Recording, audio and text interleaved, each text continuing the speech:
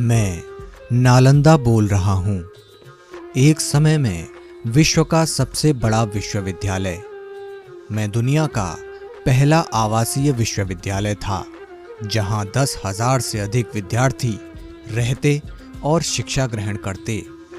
मेरे आंगन में सिर्फ भारत ही नहीं, बल्कि कोरिया, जापान, चीन, तिब्बत, इंडोनेशिया, ईरान, ग्रीस, मंगोलिया समेत कई देशों के विद्यार्थी पढ़ने आते, जो 2 लाख वर्ग मीटर में फैले और 3 लाख से अधिक किताबों के कोशागार को समेटे मेरे इस परिसर में असीमित ज्ञान का वहन करते। पर ज्ञान का पुंज कहे जाने वाले मुझे जला दिया गया, और साथ ही जला दिए गए वो ग्रंथ, वो पुस्तकें जो आने वाली पीढ़ियों तक पहुंच ही न पाईं। ये मेरी कहानी है, जो 3 महीनों तक लगातार जलता रहा और देखता रहा उस दुनिया को जो इसी ज्ञान की कमी की वजह से अंधकार में जा रही थी।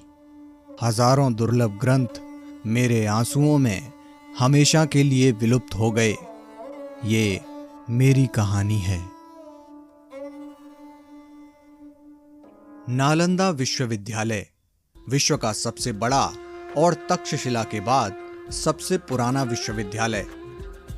इसका निर्माण गुप्त राजवंश के राजा सम्राट कुमार गुप्त प्रथम ने सन 450 ईस्वी में करवाया था। ये प्राचीन भारत में उच्च शिक्षा अर्थात हायर एजुकेशन का प्रमुख केंद्र था। इसका निर्माण एक समय मगध की राजधानी रहे गिरिव्रज, वर्तमान भारत के राजगीर में करवाया गया था। नालंदा विश्वविद्यालय दुनिया का पहला आवासीय विद्यालय था, यानी इसमें हॉस्टल की सुविधा थी।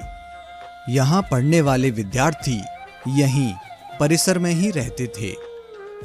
भारतवर्ष हमेशा से ही दुनिया में ज्ञान का केंद्र रहा है। नालंदा विश्वविद्यालय में लगभग 20 से अधिक देशों के विद्यार्थी पढ़ने आते, जिनका रहना, खाना और पढ़ाई निशुल्क होता था।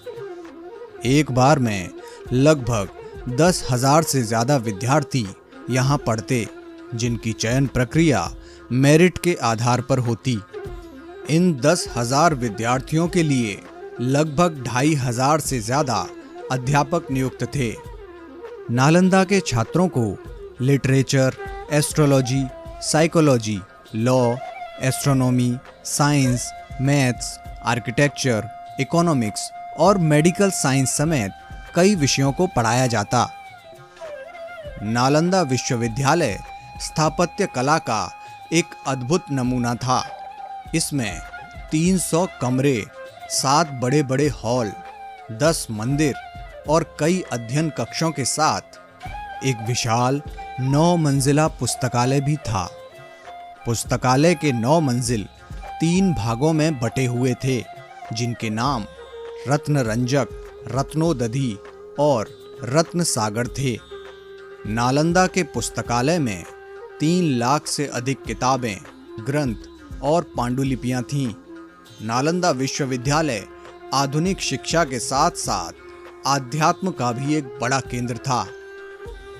नालंदा में कई विद्वानों ने विद्यार्थी के रूप में पढ़ाई की, जिनमें मुख्य रूप से हर्षवर्धन, धर्मपाल, वसुबंधु, धर्मकीर्ति और नागार्जुन का नाम शामिल है। नालंदा विश्वविद्यालय लोकतंत्र प्रणाली से कार्य करता था।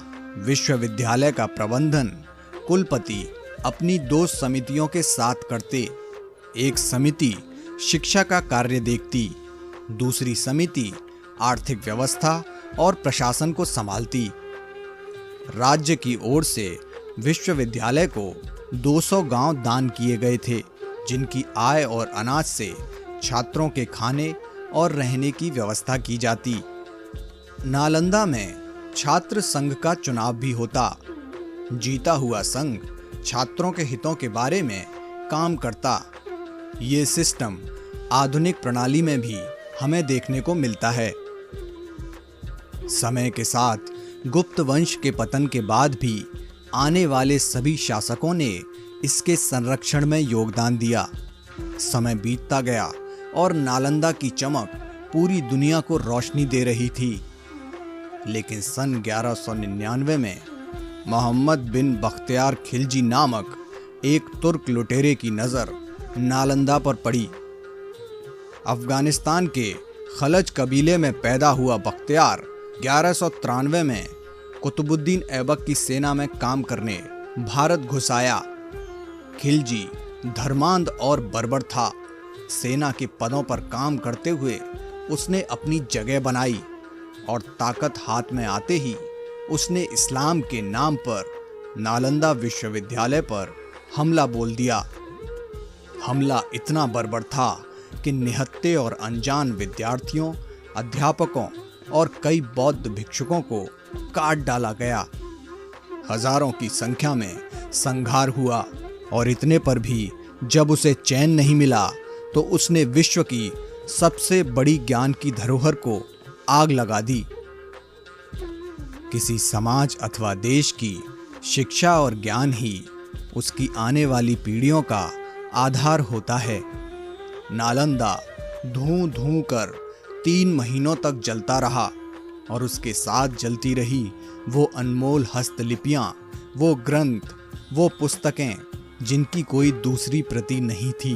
अर्थात वो किताबें और ग्रंथ क्या थे, अधिकतर को हम कभी जान नहीं पाएंगे।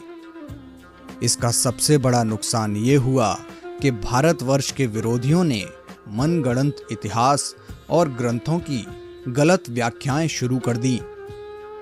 सभी ओरिजिनल ग्रंथ, रिसर्च, लिपियां उस लुटेरे की घृणा में जल गए। नालंदा जल गया और उसके साथ जल गया वो इतिहास जो भारतवर्ष की भव्यता की गवाही देता था। लेकिन इसे दुर्भाग्य ही कहेंगे कि भारत में आज भी उस लुटेरे के नाम पर एक शहर का नाम है जिसने न सिर्फ भारत को बल्कि पूरी दुनिया को एक अपूर्ण क्षति दी।